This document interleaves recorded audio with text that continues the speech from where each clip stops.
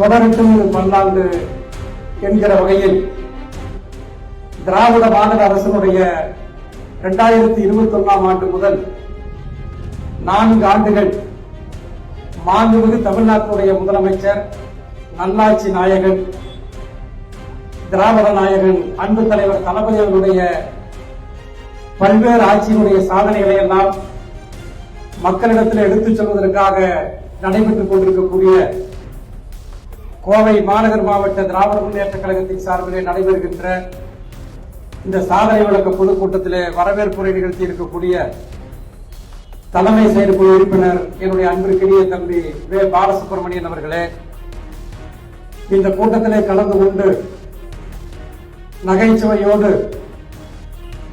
நம்முடைய தமிழ்நாட்டில் இருக்கக்கூடிய அரசியல் சூழ்நிலைகள், ஒன்றியத்தில் இருக்கக்கூடிய அரசியல் சூழ்நிலைகளை எல்லாம் தெல்ல தெளிவாக எடுத்துச் சொல்வதற்காக வருகை அமர்ந்திருக்கக்கூடிய தமிழ்நாடு அரசுடைய பாடநூல் கழக தலைவர், உலகம் முழுவதும் வாழக்கூடிய அனைத்து மக்களும் விரும்பி கேட்கக்கூடிய அளவிற்கு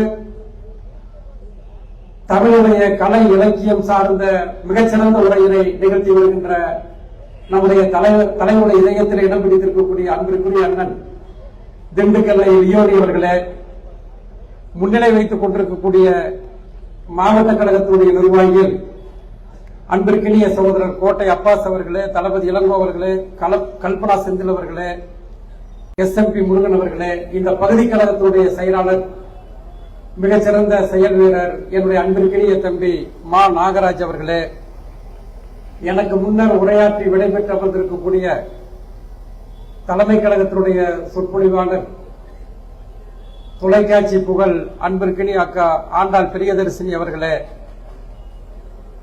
எனக்கு முன்னர் உரையாற்றி இருக்கக்கூடிய தலைமை கழகத்தினுடைய சட்டத்துறை இணை செயலாளர் அண்ணன் PR அருள்மொழி அவர்களே, மாணவரணியினுடைய மாநில துணை செயலாளர் தம்பி VG கோகுல் அவர்களே, LPF தமிழ்ச்செல்வன் அவர்களே, பகுதி கழகத்தினுடைய செயலாளர்கள் அன்பிற்கினிய தம்பி சேரநாதன் அவர்களே, செந்தமிழ் செல்வன் அவர்களே, மார்க்கெட் மனோகரன் அவர்களே, பத்ருதீன் அவர்களே, சகோதரர் கோவை லோக் அவர்களே, KM ரவி அவர்களே, அண்ணன் கிருஷ்ணராஜ் அவர்களே, கழக பொதுக்குழு உறுப்பினர்கள் அன்பிற்கினிய தம்பி மணிகண்டன் அவர்களே, வே சசிகுமார் அவர்களே, மூமாசா முருகன் அவர்களே, அண்ணன் குப்புசாமி அவர்களே, சா கார்த்தியேயன் அவர்களே, வடவள்ளி பகுதி கழகத்தினுடைய செயலாளர் அண்ணன் வாமா சண்முக சுந்தரம் அவர்களே மற்றும் சா கார்த்தியன் உள்ளிட்ட நண்பர்களே, மண்டல தலைவர் இளஞ்செல்வி அவர்களே, அதைப் போலவே நிலைக்குழு தலைவர்கள், மாவட்டத்தினுடைய நிலைக்குழு தலைவர்கள் சகோதரர் மாரிச்செல்வன் அவர்களே, சாந்தி முருகன் அவர்களே, முபசிரா அவர்களே மற்றும் பல்வேறு அணிகளைச் சேர்ந்த மாவட்ட அமைப்பாளர்களே, துணை அமைப்பாளர்களே, கோவை மாநகர் மாவட்ட இளைஞரணியினுடைய அமைப்பாளர் தம்பி தனபால் அவர்களே, பொறியாளர் அணி அமைப்பாளர் தம்பி பாபு அவர்களே, நெசவாளர் அணி அமைப்பாளர் தம்பி மணி அவர்களே மற்றும் இந்த நிகழ்ச்சியில கலந்து கொண்டிருக்கக்கூடிய அன்பிற்கினிய அன்புச்செழியன், S கண்ணன், தம்பி சிவராஜ், CR கனிமொழி, அதைப் போலவே சத்யா கோவை தங்கம் உள்ளிட்ட சகோதரிகளே, மாவட்ட உறுப்பினர் சகோதரி அம்பிகா தனபால் அவர்களே, வைரமுருகன் அவர்களே, சுமா விஜயகுமார் அவர்களே, பத்மாவதி அவர்களே, அதைப் போலவே பகுதி கழகத்தினுடைய நிர்வாகிகள் கிருஷ்ணமூர்த்தி, விஜய், இரா நாகராஜ், தம்பி Sathishkumar, cable Sekar, KN Rajendran, cable Rajendran, Sujatha, Panneerselvam உள்ளிட்ட சகோதரர்களே, வட்டக்கழக நிர்வாகிகள் நாராயணசாமி, ரவி, பாபு, செல்லப்பா, சம்பத், RK பாலு, கந்தசாமி உள்ளிட்ட நண்பர்களே, நிறைவாக நன்றி உரையாற்றவிருக்கக்கூடிய இந்த வட்டக்கழகத்தினுடைய செயலாளர் அன்பிற்கினிய தம்பி மோகன்ராஜ் அவர்களே மற்றும் பெரும் திரளாக இந்த கூட்டத்திலே பங்கெடுத்து சிறப்பித்துக் கொண்டிருக்கக்கூடிய கழகத்தினுடைய அனைத்து நிர்வாகிகளே, செயல் வீரர்களே, மகளிரைச் சார்ந்த சகோதரிகளே, இந்த ஆவரமடைய பகுதியைச் சார்ந்த பெரியோர்களே, சான்றோர் பெருமக்களே, உங்கள் அனைவருக்கும் என்னுடைய பணிவன்பான வணக்கத்தை தெரிவித்துக் கொள்கின்றேன். அதே போலவே அனைவரது பெயரையும் நான் அழைத்ததாக நீங்கள் கருத வேண்டும். நான் பேசிட்டு இருக்கிறப்ப அப்படியே மலை துளி விழுந்து கொண்டிருக்கிறது. ஒரு 2 நிமிஷத்துல, ஏன்னா அண்ணன் அவருடைய பேச்சை கேட்பதற்காகத்தான் எல்லாம் வந்திருக்கிறாங்க. நானும் அவருடைய உரையை கேட்க வேண்டும். அண்ணன் திண்டுக்கல்லை லியோனி அவர்கள், நான் பீளமேடு பகுதி கழகத்தினுடைய செயலாளராக இருந்த நேரத்தில் 10 வார்டுக்கு நான் பகுதி கழக செயலாளராக இருந்தேன். இந்த 10 வார்டுகள்ல பாத்தீங்கன்னா 30க்கும் மேற்பட்ட இடங்கள்ல இந்த 10 வட்டத்துல 30க்கும் மேற்பட்ட கூட்டங்களிலே பங்கேற்று கழகத்தினுடைய கொள்கைகளையும் லட்சியங்களையும் எடுத்துச் சொல்லி, அதே போல 2016ஆம் ஆண்டு நான் இந்த தொகுதியிலே போட்டியிட்டு வெற்றி பெறுவதற்குண்டான அந்த பிரச்சாரத்தை எல்லாம் மிக சிறப்பான முறையில் செய்து இந்த பகுதி கழகத்திற்கு உறுதுணையாக இருந்தவர் அண்ணன் திண்டுக்கல் லியோனி அவர்கள் என்பதை இந்த நேரத்தில் நான் தெரிவித்துக் கொள்கின்றேன். ஏன்னா அந்த அளவுக்கு எப்ப தேதி கேட்டாலும் மறுக்காமல் கொடுத்துவிட்டு அண்ணன் லியோனி அவர்களும் அதே போல அந்நியார் அவர்களும் தேதி கேட்டா உடனே கொடுத்துருவாங்க. அந்த அக்கா கொடுத்துட்டு நம்ம பகுதிக்கு வந்துருவாங்க. நம்முடைய கோவை மாவட்டத்தில் அதிகமான பொதுக்கூட்டங்களை பேசி இந்த பகுதியில நமக்கெல்லாம் ஊக்கத்தை கொடுத்தவர் அன்புக்குரிய அண்ணன் லியோனி அவர்கள். அவருக்கு மாநகர் மாவட்ட கழகத்தின் சார்பில் என்னுடைய நன்றிகளை தெரிவித்துக் கொள்கின்றேன். எனக்கு முன்னாடி பேசினவங்க நிறைய சாதனைகளை எடுத்து சொல்லி இருக்கின்றார்கள். தமிழ்நாட்டில் இருக்கக்கூடிய பல்வேறு சிறப்பான சாதனைகளை எல்லாம் எடுத்து சொல்லி இருக்கின்றார்கள். நம்முடைய மாண்புமிகு கழக தலைவர், அன்பு தலைவர் தளபதி அவருடைய ஆணைக்கிணங்க மாண்புமிகு தமிழ்நாட்டுடைய துணை முதலமைச்சர், இளைஞர்களின் எழுச்சி நாயகன், திராவிட இயக்கத்தினுடைய இளைய தலைவர், அன்பிற்கினிய நம்முடைய துணை முதலமைச்சர் உதயநிதி ஸ்டாலின் அவருடைய வழிகாட்டுதலில் நம்முடைய மாவட்ட பொறுப்பு அமைச்சராக இருந்து பல்வேறு சிறப்பான திட்டங்களை நம்முடைய கோவைக்கு பெற்றுக் கொடுத்து நம்மோடு பணியாற்றிக் கொண்டிருக்கக்கூடிய நம்முடைய மாண்புமிகு முன்னாள் அமைச்சர் செந்தில் பாலாஜி அவருடைய வழிகாட்டுதலிலும் இது போன்ற கூட்டங்கள் சிறப்பான முறையில் நடந்துட்டு இருக்கு. ஏற்கனவே தலைமை கழகம் அறிவித்த 16க்கும் மேற்பட்ட கூட்டங்கள் 2 நாளைக்கு முன்னாடி தான் நடத்தி முடிச்சோம். இன்றைக்கு அண்ணன் அவர்கள் இங்கு பேசுகிறார். நாளை சுங்க மைதானத்திலே உரையாற்ற இருக்கின்றார். நாளை மாலை சரியாக 6 மணிக்கு ஒண்டிப்புதூர் சுங்க மைதானத்திலே அண்ணன் அவர்கள் உரையாற்ற இருக்கின்றார்கள், திண்டுக்கல் லியோனி அவர்கள்.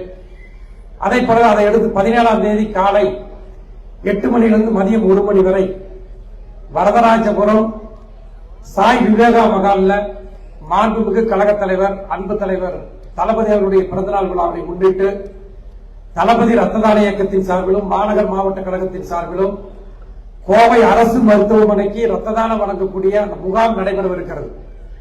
இந்த அனைத்து நிகழ்ச்சிகளிலும் நம்முடைய கழகத்தினுடைய அனைத்து செயல் வீரர்களும் பெரும் திரளாக பங்கேற்க வேண்டும் என்று இந்த நேரத்தில் அன்போடு கேட்டுக்கொண்டு, பெரும் திரளாக அமர்ந்திருக்கக்கூடிய உங்கள் அத்தனை பேருக்கும் இந்த குறுகிய காலத்தில் ஏற்பாடு செய்யப்பட்ட கூட்டத்தில் பங்கெடுத்த உங்கள் அத்தனை பேருக்கும் நன்றிகளை தெரிவித்துக் கொண்டு, நம்முடைய மாண்புமிகு கழக தலைவர் அவர்கள் தமிழ்நாடு முழுக்க பல்வேறு சாதனைகளை செய்திருக்கிறார். அதே நேரத்தில் கோவையில் எனக்கு முன்னர் பேசுறவங்க எல்லாமே சொல்லிட்டாங்க. இருந்தாலும் மூன்றே மூன்று ஒரு வரியில 3 சாதனைகளை மட்டும் நான் சொல்லிவிட்டு நிறைவு செய்து கொள்கின்றேன். செம்மொழி பூங்கா மத்திய சிறை சாலை வளாகத்தில் சுமார் 173 கோடி ரூபாய் மதிப்பீட்டுல 44 ஏக்கர் நிலப்பரப்புல 10 ஆண்டுகள் அதிமுக ஆட்சியில கிடப்பில போடப்பட்ட அந்த செம்மொழி பூங்காவை, அந்த கட்டுமான பணிகளை கடந்த ஆண்டு 2024ஆம் ஆண்டு நம்முடைய மாண்புமிகு முதலமைச்சர் கோவைக்கு வருகிறது அந்த கட்டுமான பணிகளை தொடங்கி வைத்திருக்கிறார். இந்த ஆண்டு இறுதிக்குள்ளாக 44 ஏக்கர் நிலப்பரப்பில் கட்டப்பட்டு வருகின்ற அந்த செம்மொழி பூங்கா மக்களுக்கு அர்ப்பணிக்கப்படும் என்பதை இந்த நேரத்தில் உங்களுக்கு தெரிவித்துக் கொள்கின்றேன். அதே மாதிரி பாத்தீங்கன்னா தந்தை பெரியாருடைய புகழை போற்றி வழங்குகின்ற வகையில காந்திபுரத்துல சுமார் 300 கோடி ரூபாய் மதிப்பீட்டுல பொருட்காட்சி மைதானத்துல அங்க பெரியார் நூலகம் கட்டப்பட்டு வருகிறது. அந்த நூலகமும் இந்த ஆண்டு இறுதிக்குள்ளாக நமக்கு திறந்து வைப்பதற்காக நம்முடைய முதலமைச்சர் அவர்கள் வருகின்றார்கள்.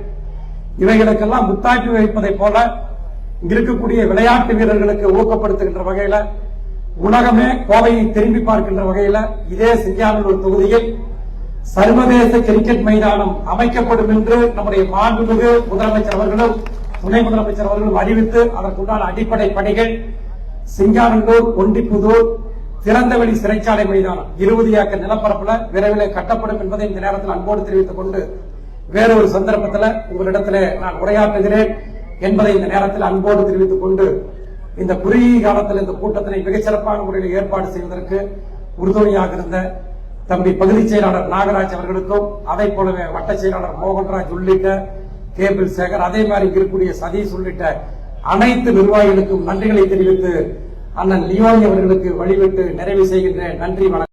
அண்ணா அண்ணா அண்ணா எங்கள் அன்பின் தெய்வம் அண்ணா. கள்ளக்குடி கொண்ட கருணாநிதி வாழ்கவே, மக்கள் உள்ளம் குடி கொண்ட உண்மை தலைவர் வாழ்கவே. கள்ளக்குடி கொண்ட கருணாநிதி வாழ்கவே. ஸ்டாலின் நம்ம ஸ்டாலின், நம் கழகம் காக்கும் ஸ்டாலின், கலைஞர் படைக்கு தளபதி, நல்ல இதயங்களுக்கு அதிபதி. ஸ்டாலின் நம்ம ஸ்டாலின், நம் தமிழக முதல்வர் ஸ்டாலின்.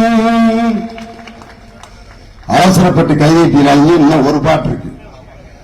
கருப்பு சிவப்பு படையின் வீரன், களத்தை வெல்லும் துணிச்சல்காரன், காலம் கொடுத்த கடமை வீரன், ஞானம் புகழும் கலைஞர் பேரன், திருக்குவளை வழியில் வந்த தமிழ் குருதி, நம் திராவிடர்க்கு தலைமை தாங்கும் உதயநிதி. திருக்குவளை வழியில் வந்த தமிழ் குருதி, நம் திராவிடர்க்கு தலைமை தாங்கும் உதயநிதி.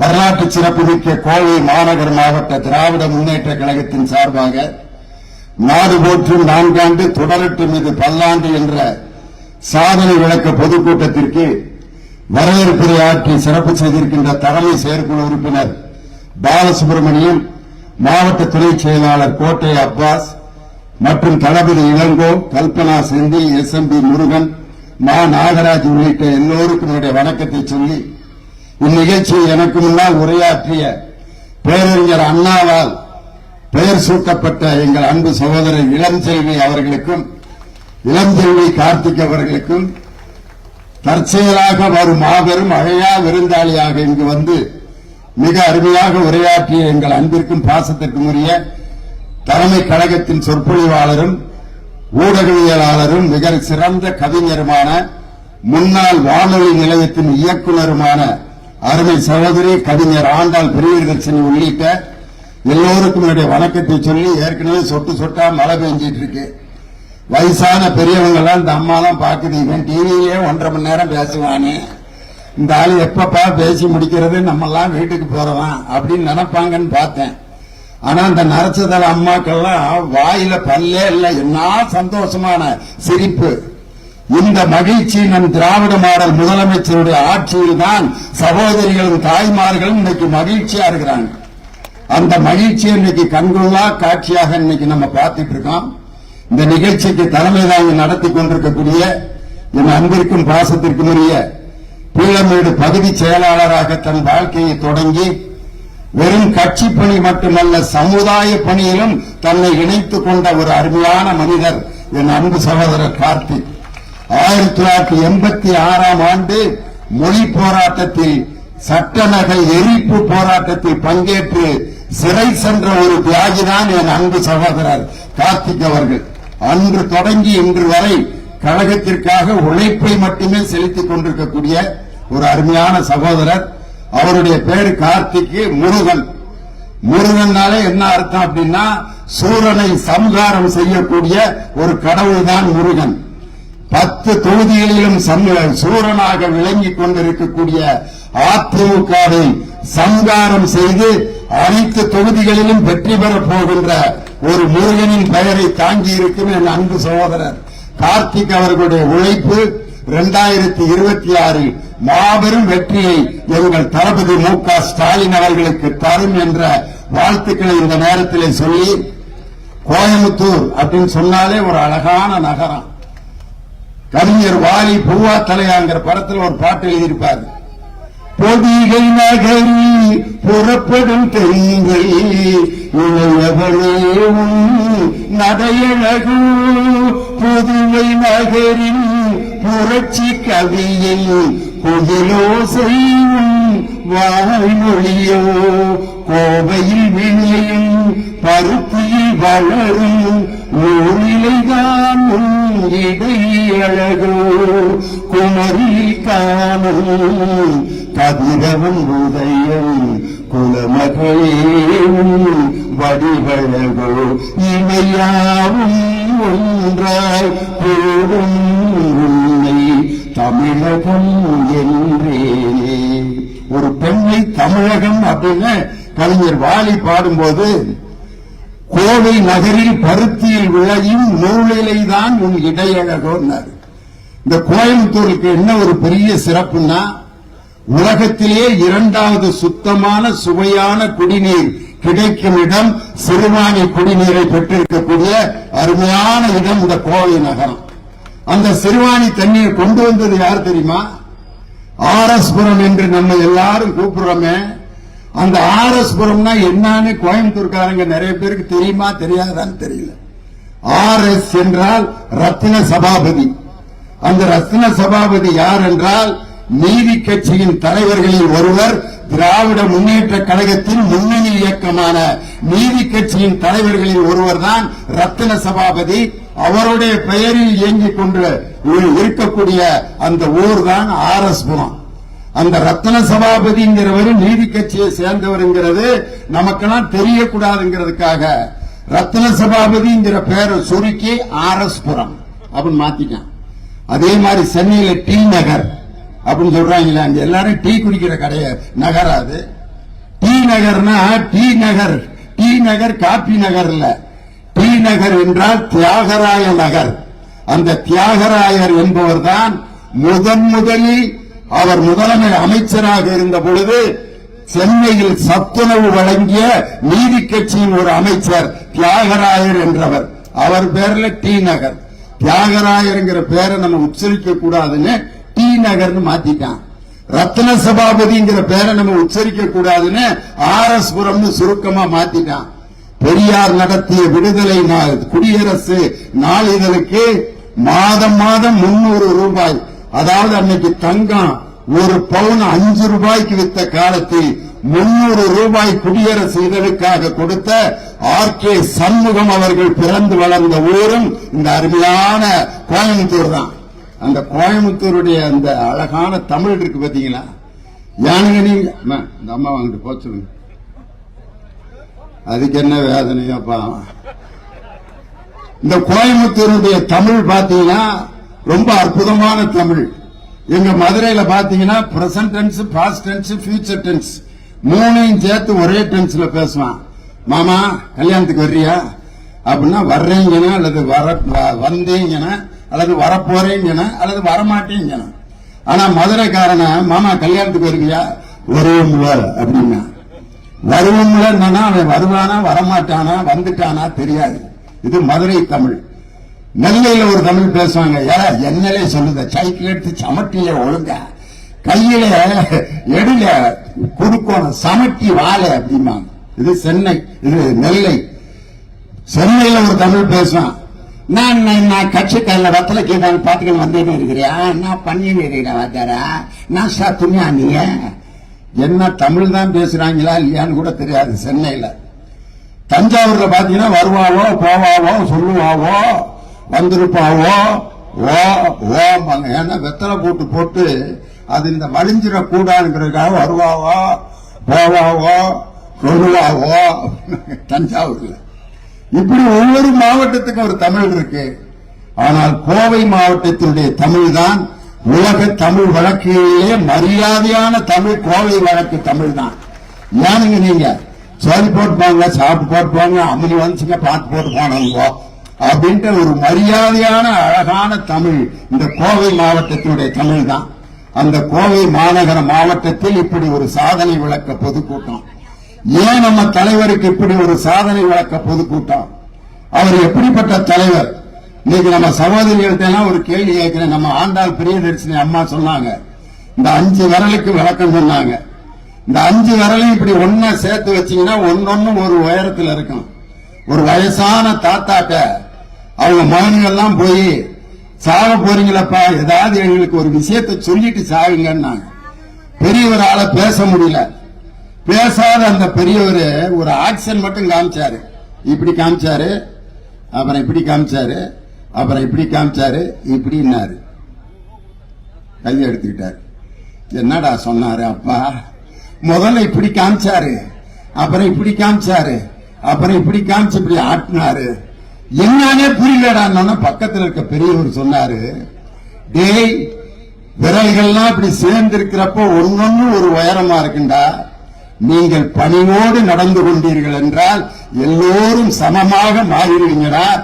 எல்லாம் ஒன்று சேர்ந்து ஒற்றுமையாக இருந்தால் உங்களை யாரும் அசைக்க முடியாது அப்படின்னு இந்த விரலுக்குள்ள அற்புதமான செய்தியை சொன்னாரா அந்த பெரியவர். அப்படிப்பட்ட தமிழர்களை ஒன்றுபடுத்திய இயக்கம் நம் திராவிட முன்னேற்ற கழகம். நம்ம தலைவர் கொரோனா பாதிக்கப்பட்ட நேரத்தில் இந்த கோயம்புத்தூருக்கு வர்றார். வந்து அந்த கோயம்புத்தூர்ல கொரோனாவால் பாதிக்கப்பட்ட அந்த நோயாளிகளை பார்க்கிறதுக்கு மருத்துவமனைக்கு போறார்.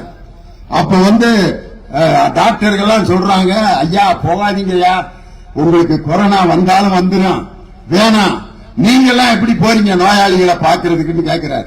நாங்கெல்லாம் அந்த கொரோனா ஆடை போட்டுக்கிட்டு உள்ள போவோம், எனக்கு அந்த ஆடையை போட்டு விடுங்க, நானும் நோயாளிகளை பார்க்கணும் அப்படின்னு டாக்டர்களோட போய் அந்த நோயாளிகளை சந்தித்து ஆறுதல் சொல்லிட்டு வெளியில வர்றார்.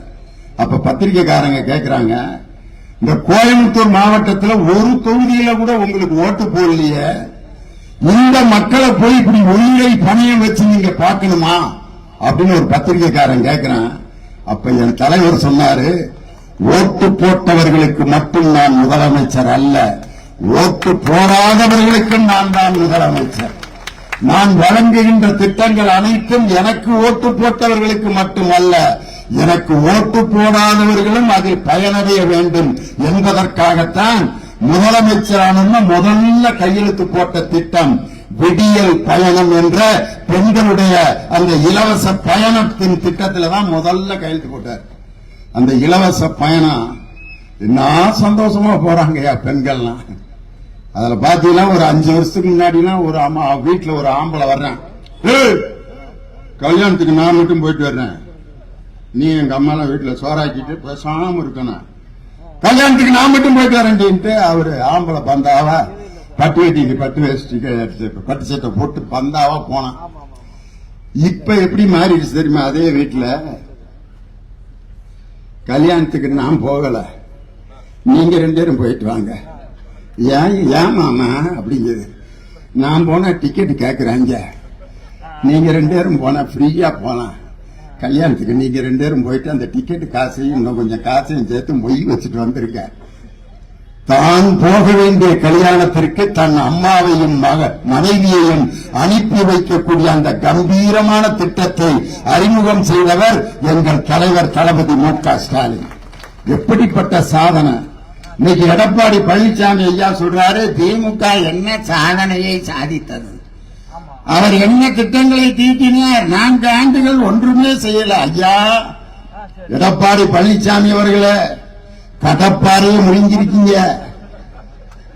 எடப்பாடி அவர்களே, கடப்பாறையை முழுங்கிட்டு சுக்கு கசாயம் குடிச்சுக்கிட்டு இருக்கீங்க.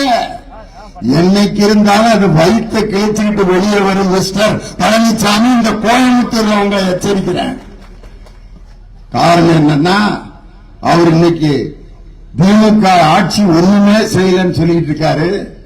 இன்னைக்கு நான் அவர்கிட்ட சொல்றேன், வரிசை திட்டங்களை எல்லாம் நான் சொல்றேன், அதே மாதிரி ஒரு அதிமுக ஆட்சியில உங்க 4 ஆண்டுகள்ல நடந்துச்சு நீங்க வரிசையா சொல்ல முடியுமா?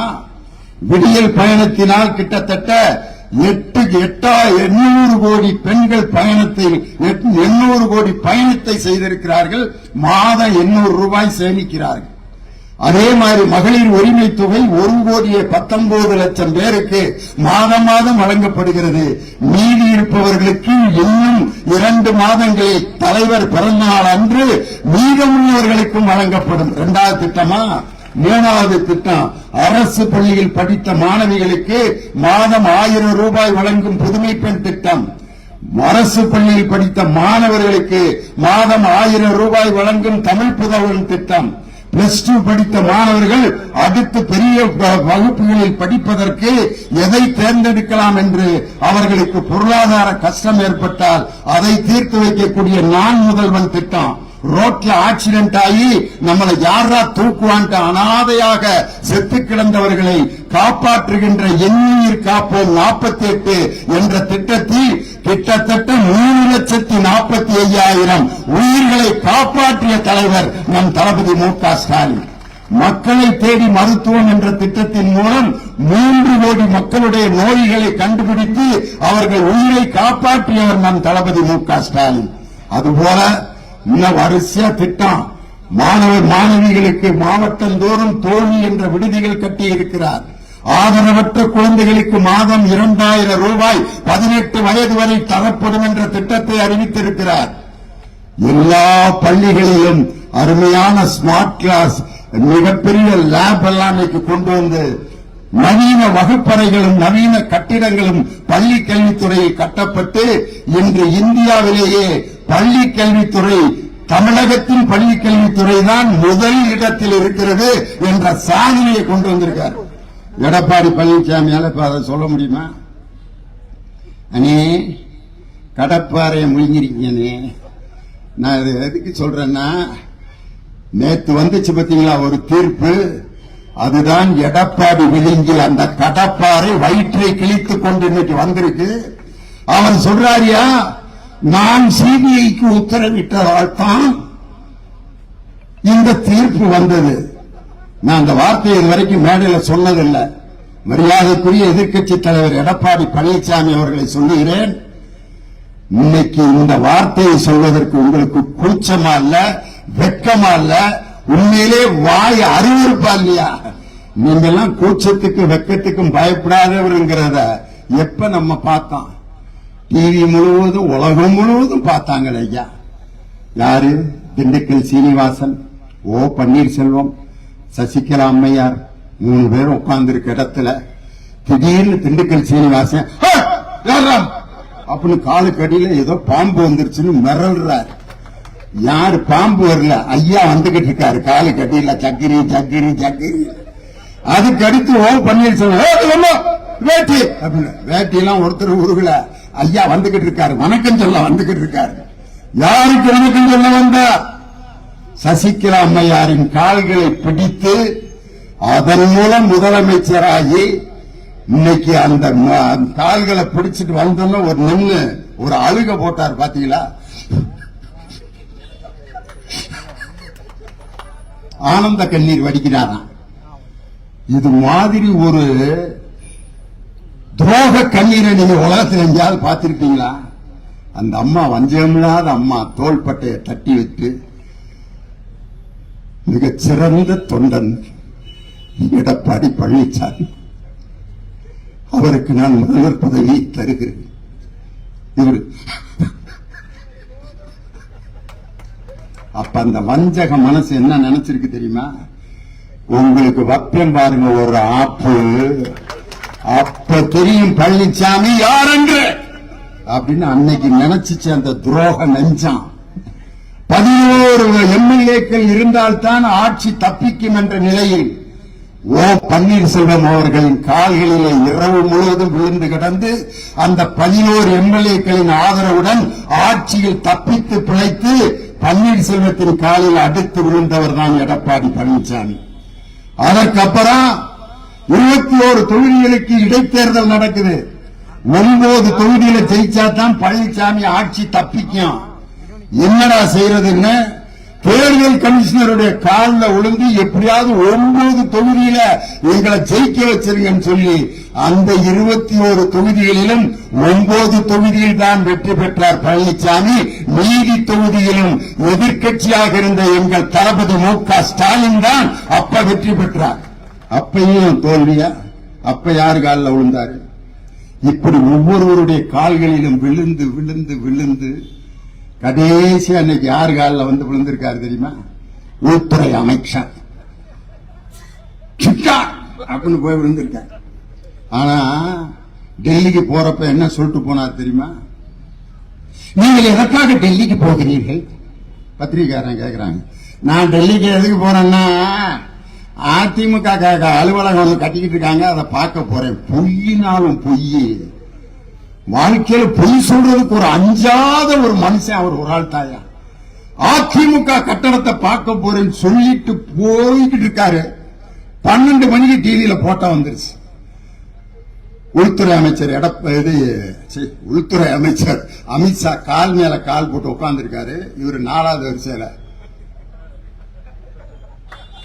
இவர் உட்கார்ந்துருக்காரு பவ்யமா. பத்திரிகையாளர் கேட்கிறாங்க, அமித்ஷா அவர்களுடன் அமர்ந்திருப்பது போல் புகைப்படம் வந்திருக்கிறத. அமித்ஷா அவர்களை சந்தித்து மெட்ரோ ரயில் திட்டத்துக்கு நிதி கேட்கவும் அந்த 100 நாள் வேலை திட்டத்துக்கு நிதி கேட்கவும் போனேன். எப்படி பொய் பாருங்க. போறப்ப அதிமுக கட்டடத்தை பார்க்க போறேன் துப்பாக்கூர் விட்டுட்டு, படம் வந்தோன்ன நிதி கேட்க போனேன்னு அடிச்சு விட்டாரு. ஆனா உண்மையில என்ன நடந்துச்சு? கூட்டணி பேசுவதற்கு காலில் விழுவதற்காக சென்ற அடிமைதான் எடப்பாடி பழனிசாமி. அங்க என்ன நடந்திருக்கான்? உள்துறை அமைச்சருடைய ரூம்ல, அமித்ஷா அவர்களுடைய ரூம்ல பல மேடையில் நான் சொல்லியிருக்கேன். அமித்ஷா நிக்கிறாரு, கதவை சாத்தியாச்சு. எடப்பாடி அண்ட் அமித்ஷா 2 பேர் இருக்காங்க. எப்படி வணக்கம் சொல்லியிருப்பாரு? அண்ணனுக்கு தான் காலில் விழுகிறது பழக்கமான வேலையாச்ச. ஐயோ கமா ஒன்னு அமித்ஷா, क्या बोलता है मिस्टर पழனிசாமி, क्या बोलता है? नो बोलता है, नो बोलता है. I am very close to Annamalai now. You don't worry. I am close. It is what you tell I will do in Tamil Nadu. Because I am very critical. Sengottayan met you yesterday. Because we will மர்கயா Hindi Tamil English மூணுலையும் வளரு. நீங்க என்ன சொல்றீங்களோ அதுக்கெல்லாம் கட்டுப்படுறேன்னு சொல்லி அமித்ஷா அவர்கள் இங்க நடுவுல உட்கார்ந்து, அந்த பக்கம் அண்ணாமலை, இந்த பக்கம் இவரு, 2 கட்சியும் சேர்ந்து கூட்டணி ஆட்சி அமைக்கும் அவர் ஹிந்தியில சொல்றாரு. ஒரு ஆள் தமிழ்ல மொழிபெயர்க்கிறாரு. அதை கேட்டுட்டு சரி அப்படின்னு தலையை சொரிந்து கொண்டிருந்த எடப்பாடி பழனிசாமி, இன்னைக்கு பொள்ளாச்சி வழக்கிற்கு நான் சிபிஐக்கு உத்தரவிட்ட பிறகுதான் அதற்கு தீர்ப்பு வந்தது என்று கூசாமல் பொய் சொல்லிக் கொண்டிருக்கிறார். என்ன நடந்தது பொள்ளாச்சியில? பொள்ளாச்சிங்கிறது எப்படிப்பட்ட ஊரியா? ஆஹா, சினிமா ஷூட்டிங் முழுதும் அங்கதான் நடக்கும். நான் நடிச்ச கங்கா கௌரி படம் அங்க எடுத்தாங்க. அது எந்த சீன் தெரியுமா எடுத்தாங்க? வடிவேலையும் நானு அருண்குமார் 3 பேரும் ஒரு வெள்ளக்கார பிள்ளைய வடிவேல் லவ் பண்ணுவார். அந்த சீன் பொள்ளாச்சியில எடுத்தாங்க. 5 நாள் இங்க தங்கி இருந்தோம். அவ்வளவு அற்புதமான இடம். அதை விட 2019ஆம் ஆண்டு பொள்ளாச்சியில பேச்சு திருவிழான்னு கலைஞர் டிவி ரெக்கார்டிங் நடந்துச்சு. அப்ப மாசாணி அம்மன் கோயிலுக்கு நான் போயிட்டு அந்த நிகழ்ச்சியில பேசினேன். என்ன பேசினேன் தெரியுமா? மாசாணி அம்மன்ங்கிறவங்க யார் தெரியுமா?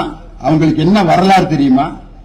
மாசாணிங்கிற பொண்ணு வந்து பொம்மி நாயக்கன் பட்டிங்கிற கிராமத்துல பிறந்தவங்க. அந்த அம்மாவோட வரலாறு, பொம்மி நாயக்கன் பட்டிங்கிற கிராமத்துல பிறந்து அந்த கிராமத்தினுடைய காடுகளில் வளர்ந்த ஒரு பெண். அந்த பெண்ணை ஒருத்தர் திருமணம் முடிக்கிறேன்னு சொல்லி ஏமாத்தி கர்ப்பமாக்கிட்டான். ஏமாத்திட்டு போயிட்டான். அவனை தேடி தேடி காடு முழுவதும் அழைந்து அந்த அம்மா வேதனையோடு இறந்து போனார்கள். அன்னையிலிருந்து அந்த பகுதியில் இருக்கக்கூடிய மக்கள் என்ன நம்பினார்கள்னா, ஆண்கள் பெண்களை ஏமாற்றுகின்ற ஆண்களை தண்டிக்கக்கூடிய தெய்வம் இந்த மாசாணி தான் அப்படின்னு சொல்லி பெண்களின் பாதுகாவலியாக அந்த மாசாணியை அறிவித்து, அந்த மாசாணி அம்மன் படுத்திருப்பாங்க. காலுக்கு கீழே ஒரு அரக்கன் மிதிபட்டு அப்படியே இறந்து கிடப்பான். அங்க நீதி கல்னு ஒரு கல் இருக்கும். அந்த கல் எதுக்குன்னா, ஆண்களால் கொடுமைப்படுத்தப்பட்டு வேதனைப்படுகின்ற பெண்கள் தங்களுடைய நீதியை சொல்கின்ற கல் இருக்கின்ற இடம் அந்த மாசாணி அம்மன் கோயில்.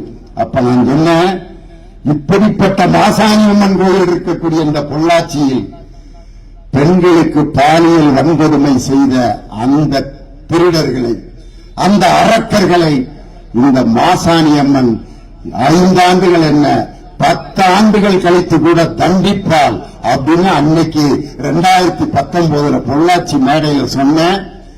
இறை பக்தி உள்ளவர்கள் எல்லாம், அந்த மாசாணி அம்மன் மேல நம்பிக்கை உள்ளவங்க எல்லாம் இன்னைக்கு உண்மையிலேயே அந்த மாசாணி அம்மன் அந்த கொடூர அரக்கர்களை தண்டித்து 9 பேருக்கு சாகும் வரை ஆயுள் தண்டனை பெற்றுக் கொடுத்த நம் தலைவர் மு.க. ஸ்டாலின் தாயா உண்மையான பெண்களின் பாதுகாவலர். இன்னைக்கு பாத்தீங்கன்னா அந்த பெண்ணு வந்து கம்ப்ளைண்ட் கொடுக்கறாங்க. 11 நாள் அந்த கம்ப்ளைண்ட்டுக்கு எந்த ரெஸ்பாண்டும் பண்ணாம போலீஸ் ஸ்டேஷன்ல இழுத்தடிக்கிறாங்க. அதுக்கப்புறம் அந்த போலீஸ் இன்ஸ்பெக்டர் வந்து கம்ப்ளைண்ட் கொடுத்த பெண்ணின் பேரை வந்து பத்திரிகையில அறிவிக்கிறாரு. அந்த சொன்ன புள்ள பயந்து நடுங்கி தெரியாம சொல்லிட்டோம் போல இருக்கு, ஐயா மன்னிச்சிருங்கன்னு ஓடி ஒளிஞ்சிருச்சு. அந்த பொண்ணோட அண்ணன் எப்படி இருந்திருக்கான், அவனுக்கு இப்படி ஒரு கொடுமை என் தங்கச்சிக்கு நடந்துருச்சுட்டு அவன் கொந்தளிச்சு போய் அவனுங்களை அடிக்க போய் ஓய் அப்படின்னு இருக்கான். அவனை அடிக்கிறதுக்கு ஒரு அதிமுக அம்மா பேரவை தலைவர் பார் நாகராஜங்கிறவன் அந்த பெண்ணினுடைய அண்ணனை அடித்து துன்புறுத்தினதுக்கு அவன் மேல வழக்கு பதிவு செய்து அடுத்த காலையில அரெஸ்ட் பண்றாங்க. சாயந்தரம் ரிலீஸ் ஆகிறான். அவன் யாரு? பார் நாகராஜன், அதிமுகவினுடைய அம்மா பேரவை தலைவர். 2 வருஷம் கழிச்சு அருளானந்த மாணவர் அணி நகர செயலாளர் அரெஸ்ட் பண்றாங்க. இவ்வளவு அதிமுக காரர்களும் இணைந்து செய்த அந்த கொடூர செயல்தான் அந்த பொள்ளாச்சி வழக்கு. எதிர்க்கட்சி தலைவராக இருக்கும்போது என் தலைவர் பொள்ளாச்சி நாடாளுமன்ற தேர்தல் பிரச்சாரத்தில் சொன்னார், என்று இருந்தாலும் அந்த கொடூரக்காரர்களை இந்த ஸ்டாலின் தண்டிப்பான் என்று சொன்னது போல இன்னைக்கு அந்த கொடூரக்காரர்களுக்கு தண்டனை பெற்று தந்து இன்னைக்கு பெண்களின் பாதுகாவலராக இருக்கக்கூடிய ஆட்சி நம் தலைவருடைய ஆட்சி.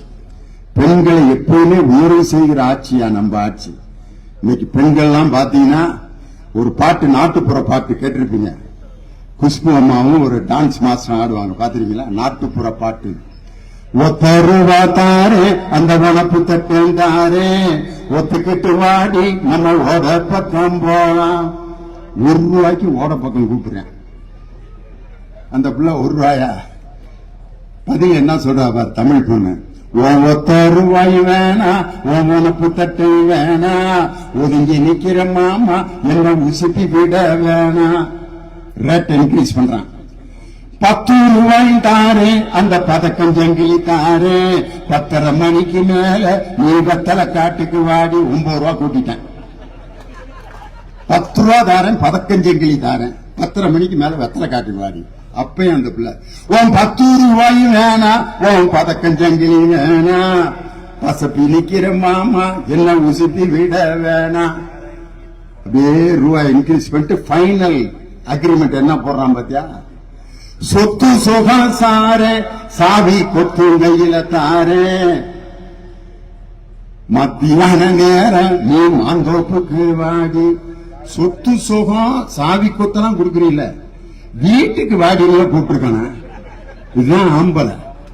அப்பயும் மத்தியான நேரம் மாந்தோப்புக்கு வாடினோம்னா அந்த பிள்ளை சரியான ஆள் இல்ல அப்படின்ட்டு என் தமிழ் பொண்ணு பதில் சொல்ற மாதிரி நாட்டுப்புற பாட்டுல எழுதியிருப்பான். உன் சொத்து சுகம் வேணா, சாவி கொத்து கையில வேணா, மஞ்சத்தாடி போடு ஓ மடியில நான் வாரேன்.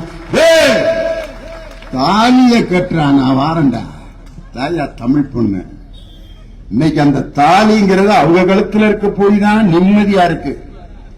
யாராவது ஆம்பளைகளுக்கு தாலி கட்டணும்னு ஒரு சிஸ்டத்தை மாத்தி இருந்தா ஒருத்தன் கழுத்துலயாவது 1 கிராம் இருந்திருக்குமா? 1/2 கிராம் இருந்தா கூட அடகு வச்சு கட்டிங் அடிச்சிருப்பேன். போதையில இருக்கிற அந்த மஞ்ச கயிறை இது எதுக்கு சனியான அப்படின்னு தூக்கி போட்டிருப்பான். என் சகோதரிய கழுத்துல இருக்க போய் தான் அது பத்திரமா இருக்கு. கோயில்ல கொஞ்சம் உபூதி குங்குமம் கொடுத்தா இங்க கொஞ்சம் வச்சு செவுத்து பக்கம் திரும்பி அந்த தாலி கொடி எடுத்து நான் ஒரு அம்மா கேட்டேன், எதுக்குமா அதுல போய் பொட்டு வைக்கிறீங்க? அதுல அவர் இருக்காரு, யாரு அவங்க வீட்டுக்காரர் இருக்கானா, அவன் திண்டி இருக்கான், புளிமூட்டை மாதிரி இருக்கான். ஆட்டோல உட்காந்தா ஒரு ஆட்டோ முழுது இருக்கான். அவன் அதுல இருக்கான்னு நம்பி பொட்டு வச்சு பாதுகாக்குது பாருங்க. எதை கொடுத்தாலும் பத்திரமாக பெண்கள் தான் வைத்திருப்பார்கள். இயற்கை பிள்ளை பெக்கிறது தான் அவங்களுக்கு அந்த பொறுப்பு கொடுக்கப்பட்டிருக்கு. ஆம்பளைகளுக்கு மட்டும் புள்ள பெக்கிற இது பொறுப்பு அவங்க கையில கொடுத்திருந்தா 6 மாசத்துல டாக்டர் வந்திருக்கான். இத நம்மளால தூக்க முடியுங்க, அறுத்து எரியா, எனக்கு பிள்ளை வேணாம், ஒரு கல்லு வேணாம், 10 மாசம் வரைக்கும் இதை இணைஞ்சிட்டு தெரியுமா, அறுத்துறியா அப்படின்றான். எங்க தாய்மார்கள் பெத்து கொடுக்கறதுனாலதான் லியோன் இந்த மேடையில ஆவாரம்பாளையத்தில் இந்த நேரத்தில் எங்க அம்மா 10 மாசம் சுமந்து பாதுகாப்பா இருந்து பெத்ததுனாலதானே நான் வந்திருக்கேன். தாய்மை, அதே மாதிரி கழுத்தில் தாலி, எல்லாத்தையும் நீங்க தான் பத்திரமா வச்சிருப்பீங்க. அதை மட்டுமா பத்திரமா வச்சிருப்பீங்க? இந்த முடி ஆம்பளைகளுக்கு ஏன் வழுக்க விழுகுது பாரு, ஒண்ணு அங்க ஒருத்தர் இருக்காரு பாருங்க, பல பல பல பல பல பலன்னு இருக்காரு. அந்த டியூப் லைட் அவர் தலையில தெரியுது. பெண்களுக்கு ஏன் வழுக்க விழுக மாட்டேங்குதுன்னா அந்த முடிய பத்திரமா பாதுகாப்பாங்க. ஜட பின்னி அது பண்ணி பேன் பார்க்க ஈர்வொலி என்ன போட்டு ஒரு தடவை இப்படி பாத்துக்கிடுவாங்க. அப்படி தலையை காய வைக்கிறது. ஆம்பளை அது போனா போயிட்டு போகுது, கழுதையா விடுறா அப்படின்றான். அதை கூட உங்களை நம்மளால பாதுகாக்க முடியல.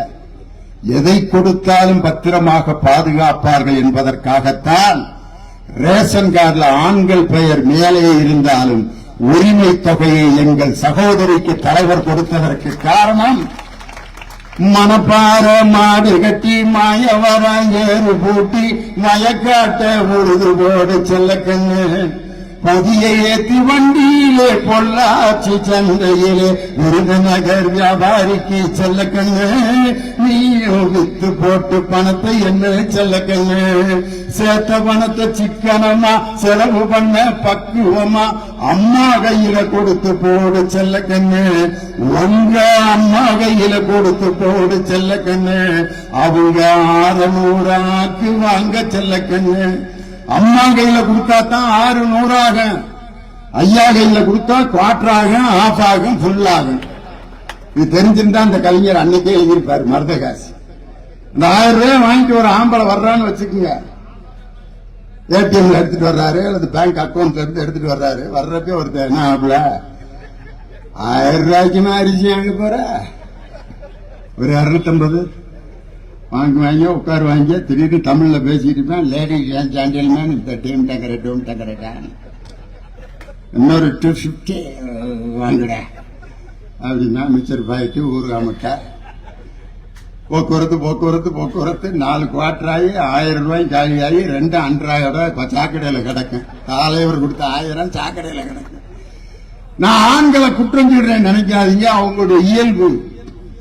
ஆனால் என் சகோதரி கையில் அந்த 1000 ரூபாய் கொடுத்தா ஒரு நகைச்சீட்டு போட்டு 5 பவன் நகை வாங்கி தன்னுடைய மகளுக்கு திருமணம் முடிப்பான்னு சொல்லி உரிமை தொகையை என் சகோதரிகளுக்கு கொடுத்த தலைவர் நம் தலைவர் இல்லையா? அப்படிப்பட்ட தலைவரியா? பெண்களை எந்தெந்த இடத்துக்கெல்லாம் கொண்டு போயிட்டாரு. பெண்களுக்கு சொத்துரிமையை சட்டமாக்கிய தலைவர் முத்தமிழறிஞர் டாக்டர் கலைஞர். அதை நடைமுறைக்கு கொண்டு வந்தவர் நம் தளபதி மு.க. ஸ்டாலின். அதுலயும் இன்னைக்கு பெண்கள் மேல பத்திரம் எழுதணும்னா 1% ரெஜிஸ்ட்ரேஷன் சார்ஜ் கம்மி. 1 லட்சம்னா 10,000 ரூபாய் கம்மியா? இப்ப எல்லாம் சொத்து வாங்குறவங்க கூட மனைவி பேர்ல வாங்குறான். பத்திர செலவு எவ்வளவுங்க? 5 லட்சம். அப்படியா? 5 லட்சம்னா 50,000 மிச்சமா? அப்ப என் முன்னாடி பேர்ல எண்ணிக்கை வீட்டாங்கிறான்.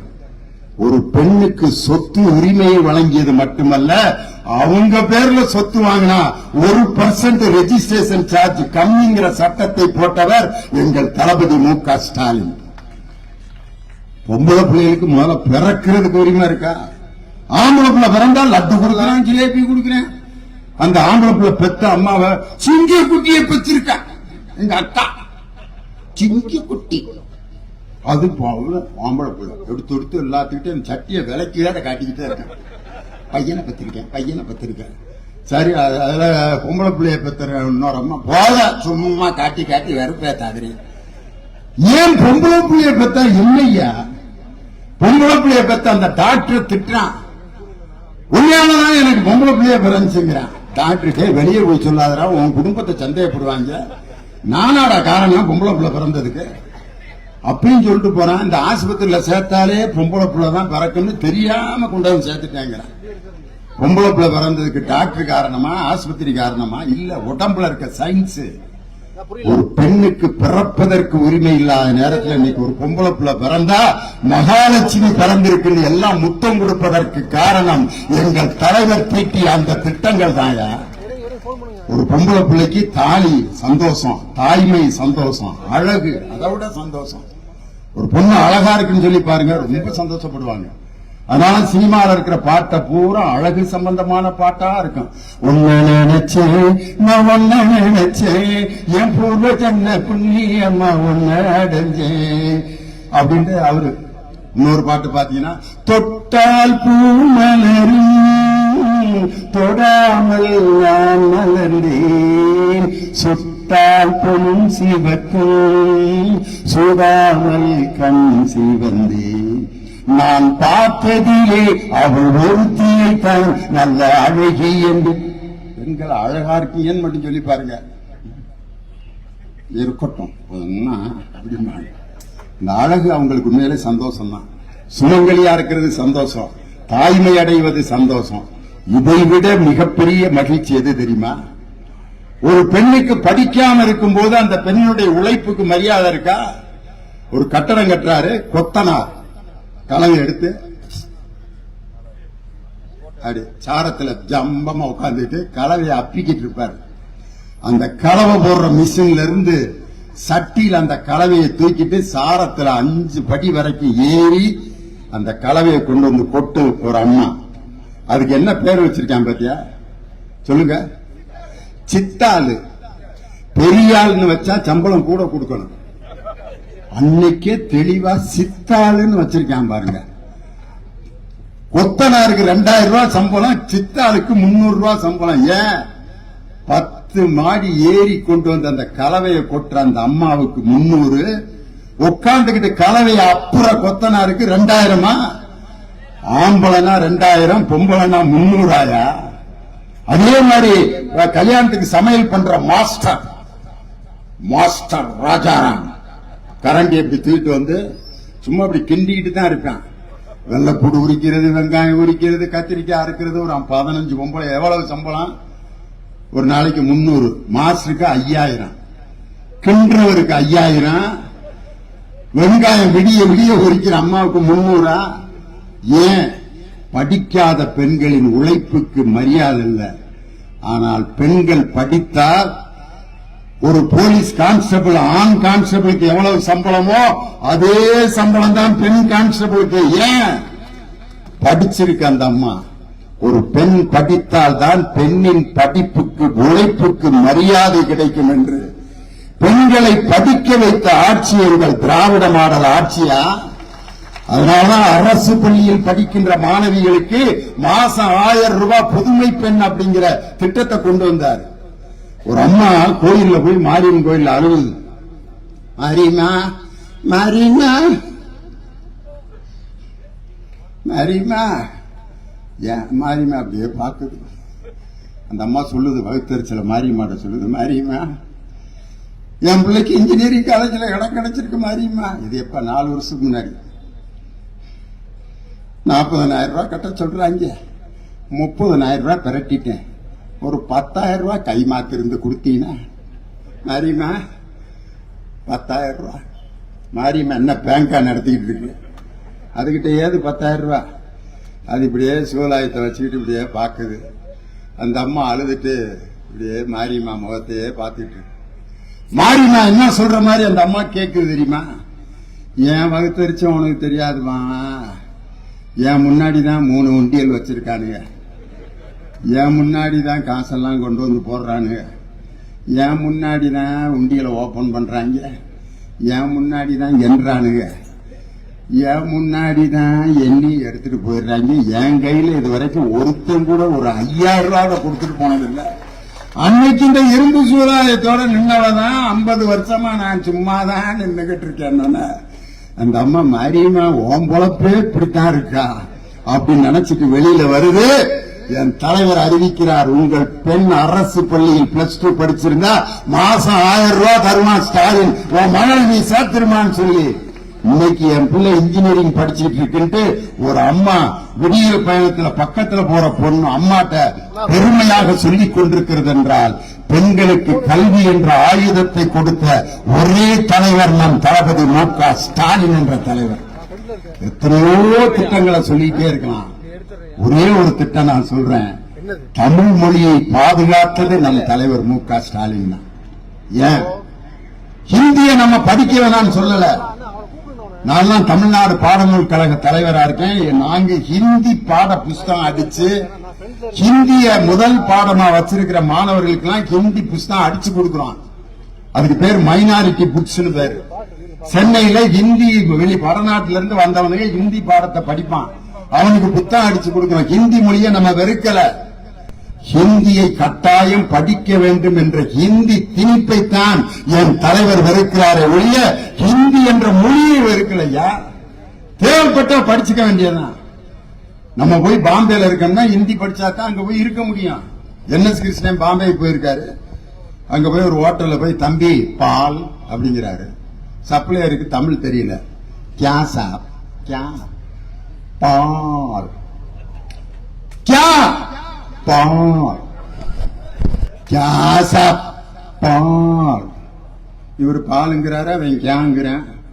ஒன்னும் புரியல. அப்புறம் என்எஸ் கிருஷ்ணன் ஒரு பேப்பர் பேப்பர் பேப்பர் அப்படின்னு வாங்கி பென்சில் வாங்கி மாட்டை வரைஞ்சு மாட்டு மடிய வரைஞ்சு அதுல இருந்து பீச்சி பால் அப்படின்னு.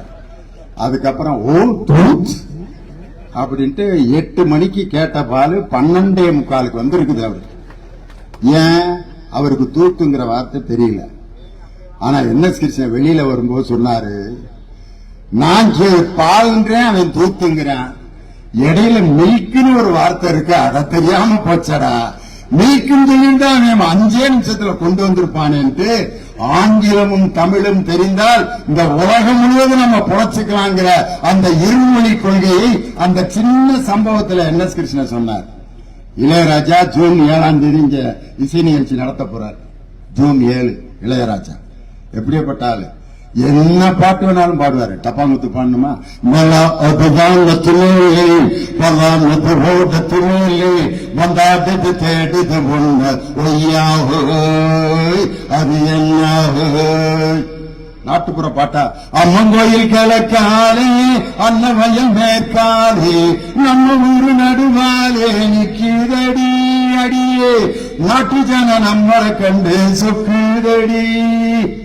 மெல்லிசை பாடணுமா, வழிநடு காட்டு மல்லி யாரும் அத பார்க்கலையே எனக்கா பூத்தது காட்டுக்குள்ள வருமா வருமா வீட்டுக்குள்ள. கர்நாடக சங்கீதம் பாடணுமா, பக்தி பாட்டு பாடணுமா, ஏப்பா ஜனனி ஜனனி ஜெகனி அகனி ஜெகத்தார் பாடுவார். இவ்வளவு பாடின இளையராஜா லண்டன்ல போய் சிம்பனி இசையை அமைத்து அங்க நம்மை ஆட்சி செய்த வெள்ளைக்காரர்களிடம் பாராட்டு பெற்று வந்தவர் நமது இசைஞானி இளையராஜா.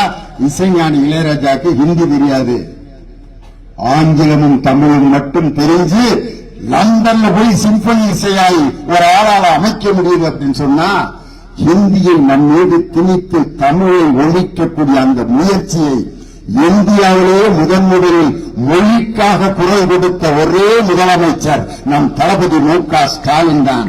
அண்ணா வழியில் அயராது உழைப்போம், ஆதிக்கமற்ற சமுதாயத்தை அமைத்தே தீருவோம், ஹிந்தி திணிப்பை எந்நாளும் எதிர்ப்போம், மாநிலத்தின் சுயாட்சி மத்தியில் கூட்டாட்சி என்ற கலைஞரின் 5 மொழிகளையும் காப்பாற்றிக் கொண்டிருக்கக்கூடிய நம் தளபதி மு.க. ஸ்டாலின் 2026 ஆகஸ்ட் 15 அன்று மீண்டும் சென்னை கோட்டையிலே கொடியேற்ற போவது எங்கள் தளபதி மு.க. ஸ்டாலின் தான்.